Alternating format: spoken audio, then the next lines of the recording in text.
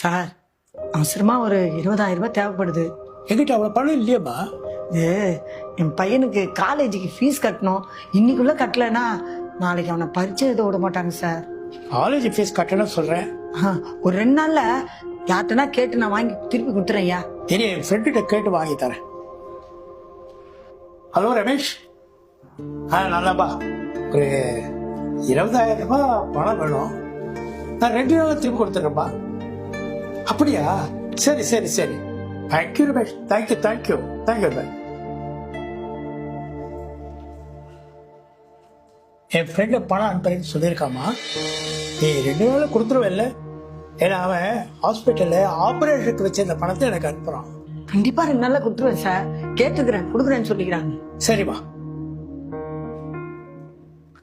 ஏம்மா, 2 நாள் காசு கொடுக்குறேன்னு எப்பப்பா கிடைக்கும்?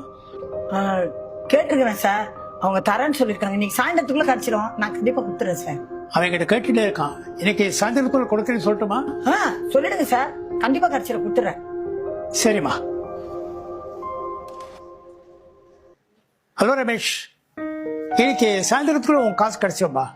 ஆமா, நீ ஹாஸ்பிட்டல் போறதுக்குள்ள உன் அக்கௌண்ட்ல காசு இருக்கும்.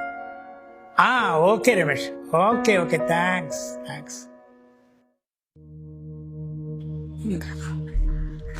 ஹலோ சார், சொல்லுங்க சார். ஹலோ, எங்கம்மா இருக்க? இங்க ஏடிஎம்ல தான் சார் இருக்கேன். இன்னும் 1 மணி நேரத்துல எடுத்துட்டு வந்து கொடுத்துறேன் சார். சரிம்மா, சீக்கிரமாமா. 20,000 ரூபாயை கொடுத்துட்டு 20 வாட்டி போன் பண்ணுது.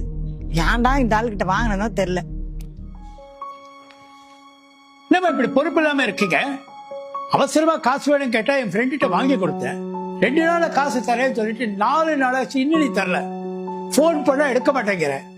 உன் அவசரத்துக்கு காசு கேட்ட, இப்ப எங்க அவசரத்துக்கு காசை திருப்பி கேட்ட நீ தரமாட்டேங்கிற.